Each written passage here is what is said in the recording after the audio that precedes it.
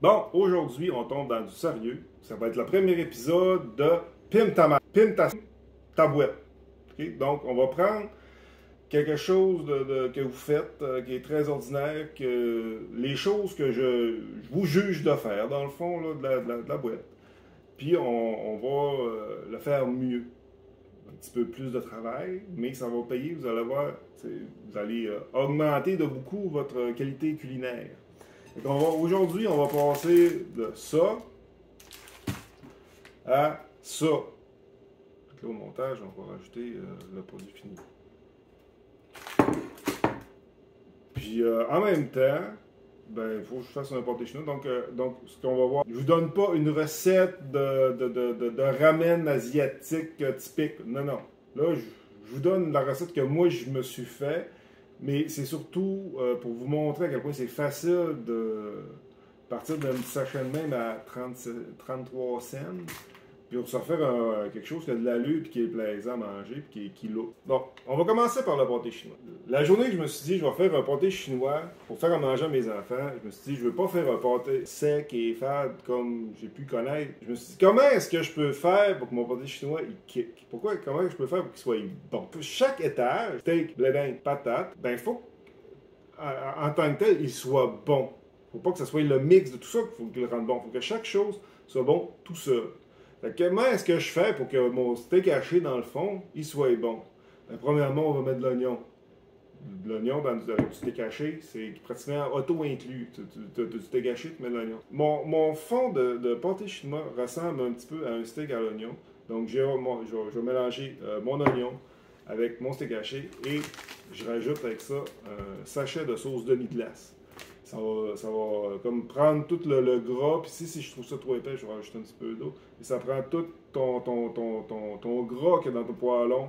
Puis là, ça te fait une sauce avec ça. Puis ça fait que ton étage de steak, il est juteux, il est goûteux. Puis après ça, un sachet comme ça, là, peu importe la sorte que tu vas prendre, du sel, il y en a beaucoup. Rajoutez-en. Blé d'Inde. Ben, c'est sûr que tout le monde je fais comme tout le monde, j'utilise du blé dans la canne. Puis, ben, je veux dire, c'est pas un secret pour personne que tu prends une canne de crème, une canne en grain, tu mixes ça. Si vous le faites pas, ça serait le temps que vous arriviez. Tu mets juste ça, ça va être trop sec. Si tu mets juste ça, ben, ça va être boiteux. Les deux. Pour les patates, ben, c'est sûr que là, il faut te faire des belles patates crémeuses. OK?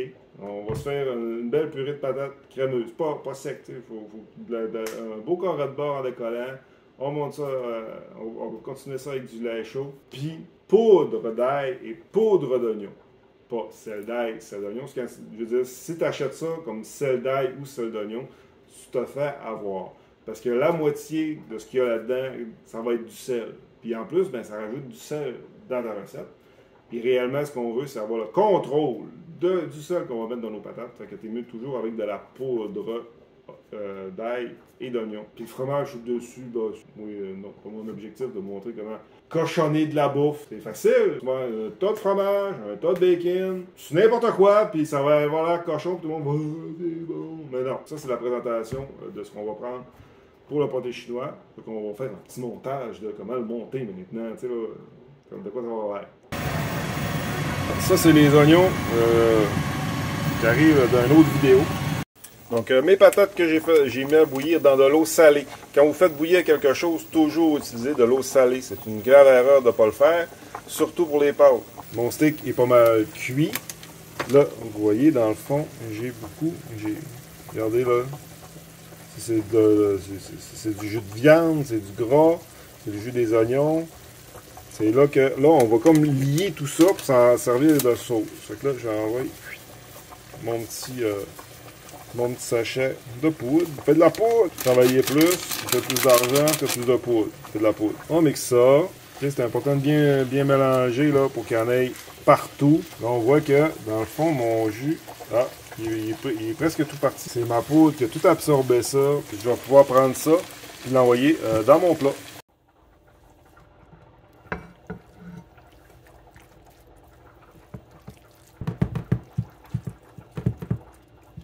Belle couche de steak. On y va avec la crème de grain. Comme ça.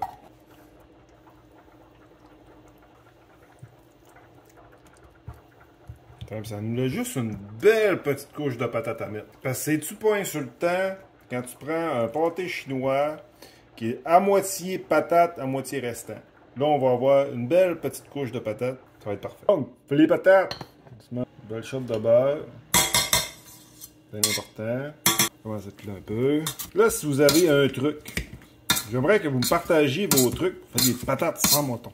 Parce qu'honnêtement, là, dans la bouffe, là, j'ai bien des talents, là. Mais ceux-là doivent faire des patates pas de mouton, je les pas. Rajouter du lait tiède ou chaud. Pas frais. Je veux des patates bien fluffy, là. Ouais, 15 ans. Sel, 15 ans. Poudre d'ail, 15 ans. Poudre d'oignon, 15 ans. Ça, c'est vraiment là, les deux choses qui vont vraiment donner un bon goût à vos patates pilées. Après ça, je les rajoute sur le chose. Fait que là, mes patates sont dessus. J'ai fait un petit motif dessus. Là, je la finirai pas aujourd'hui. Moi, c'est un repas pour cette semaine. Donc, quand je vais le sortir, là, je peux le mettre je vais le couvrir, le mettre au frigo. Puis après ça, quand je vais le sortir pour le souper, je vais le mettre à 420-30 minutes jusqu'à temps qu'il soit chaud, jusqu'à temps qu'on va voir sur les côtés que ça bouille, puis que mes patates sur le dessus vont être cuites. Fait que c'est ça pour le pâté chinois. Maintenant, on va passer à la recette de ramen. Donc, ça va prendre, bien sûr, un paquet de ramen, ou plusieurs, ça dépend pour combien est-ce que vous le faites. Ensuite, de la viande, ça peut être du poulet, ça peut être du bœuf, ça peut être du porc. Honnêtement, la pièce de viande n'importe pas tant que ça. Vous pouvez prendre, tant que c'est un steak, mettons, ça va faire, de toute façon, on va le saisir, puis après ça, on va le trancher finement. Donc, même si c'est une pièce de viande qui est plus dure, qui est plus... ça apparaîtra pas au final.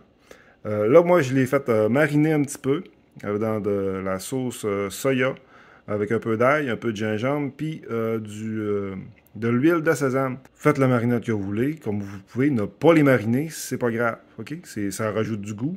Essayez de quoi? Vous pouvez prendre ce que je viens de vous dire. Si vous n'aimez pas l'huile de sésame, mettez-en pas. Surtout si vous êtes allergique, je vous le déconseille. Pour les légumes, comme je disais, là, c'est pas vraiment des ramen typiquement japonais. C'est inspiré, on va dire. Fait que là, moi, ici, j'ai mes fèves germées. Aujourd'hui, j'ai du poivron. Le bok choy, j'aime bien me mettre du bok choy, c'est juste que là, je vais le recouper un petit peu, puis ça vaut à peine de le blanchir avant. Ça veut dire de comme le pré-cuire avant de le mettre. Un petit spaghetti de carottes, un petit peu d'oignon vert. Là, ici, j'ai un peu de coriandre. Allez-y avec ce que vous voulez. La plupart des légumes, on les cuit pas. Donc, allez-y avec des légumes que vous mangeriez crus. Parce qu'on va juste les réchauffer avec le bouillon des ramen à la fin. Puis, souvent, les ramen, c'est servi avec un œuf mollet. C'est pas un œuf à la coque, c'est le jaune est encore coulant. L'important, là, c'est pas les légumes que tu vas mettre, c'est pas la marque de nouilles que tu vas prendre, ni le morceau de viande que tu pourras, je l'ai pas dit tantôt, mais tu peux mettre du tofu aussi. Là où ce qu'on va aller chercher, où ce que c'est intéressant, là, c'est que c'est le bouillon. Okay? Je vais vous donner ma recette de bouillon, mais vous pouvez y aller avec du bouillon de poulet, du bouillon de bœuf, vous y allez avec ce que vous voulez. C'est juste un bouillon pour vous donner un petit début de goût. Moi, je vais juste vous montrer que ça, là, c'est bien beau tout seul de même, là, ça se fait en 2 minutes. Mais si on prend 5-10 minutes, ben on peut avoir quelque chose de beaucoup mieux, beaucoup plus nutritif, puis beaucoup plus intéressant. Moi, les enfants, ils capotent là-dessus. Pour le bouillon, les ingrédients, j'y vais avec 1 litre de bouillon de bœuf. Là, je vais prendre du bœuf, mais tu peux prendre du poulet, tu y vas avec ce que tu veux. Je te conseille que ton paquet de nouilles y suive le bouillon que tu vas prendre. Tu vas comprendre pourquoi. Parce que le petit sachet de poudre, on va en mettre un. Si tu fais 4 paquets de nouilles, tu mets quand même juste un petit sachet, OK?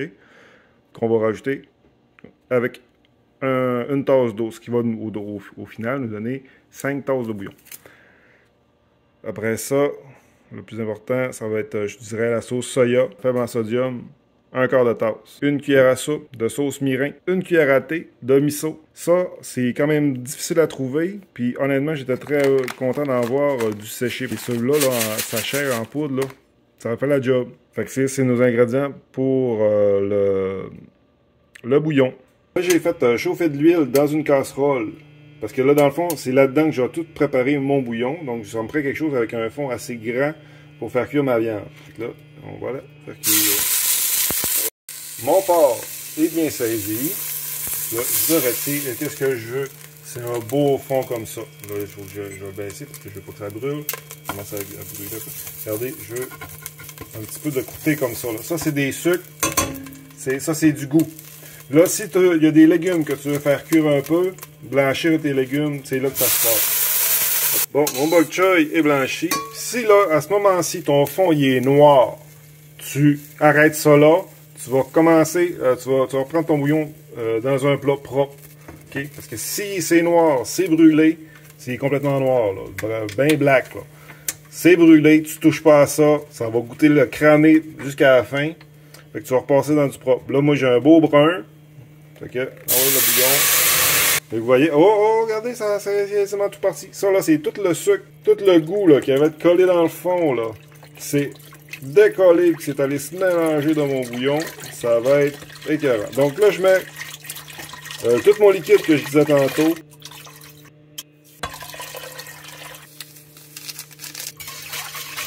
On le fait bouillir, puis après ça, on va faire cuire des nouilles.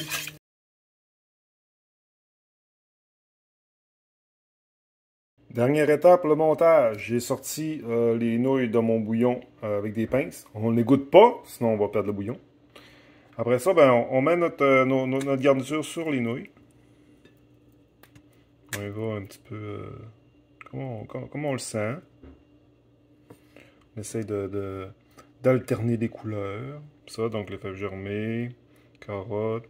Après ça, il manque les petits poivrons comme ça. Un petit peu d'oignon vert. On parsème. Coriandre. On parsème. Et ensuite, on rajoute du bouillon. Je dirais à peu près 2 louches. Puis tu sais, on en met, on vient comme en mettre partout sur ce qu'on vient de rajouter sur le dessus. C'est ça qui va venir tout réchauffer notre plat. J'avais oublié de mettre l'œuf. Malheureusement, il est trop cuit. Ouais, quand je regarde pas ce que je fais, en tout cas, c'est tout mêlé, là, mais c'est ça, une recette de ramen. Fait que c'est comme ça qu'on rajoute du kick à un pâté chinois, puis qu'on se fait des ramen qui ont de l'allure. Réellement, ça coûte presque rien. Je sais que là, vous autres, vous n'avez sûrement pas du mirin chez vous, puis c'est pas grave. Si t'en as, t'en mets. Si tu envoies à l'épicerie, puis que ça te tente de l'essayer, t'en mets. Même chose pour le miso. La sauce soya, je te dirais que c'est un petit peu plus normal. Vous devriez tout le monde devrait en avoir, mais si vous n'en avez pas pour le bouillon, c'est pas grave. L'important, c'est que quand vous faites votre bouillon, ben, qu'il soit à votre goût et que vous l'aimiez, parce que c'est ça qui vient tout donner sa saveur à tout. Donc, on like, s'il vous plaît. On partage. Partagez, esti. Des beaux ramen. Et un beau pâté chinois, steak, bledin, patate, on l'a tellement entendu souvent. Là, on voyait dessus que ça peut être plus que juste 3 affaires. Fait que partagez, likez, commentez si vous avez essayé les recettes, si vous avez des suggestions à me donner aussi par rapport à ces recettes-là, ça se peut aussi. Moi, c'est comme ça que j'y vais, c'est comme ça que je les aime, que je trouve que c'est facile à faire. C'est pas trop long. Fait que, bon appétit.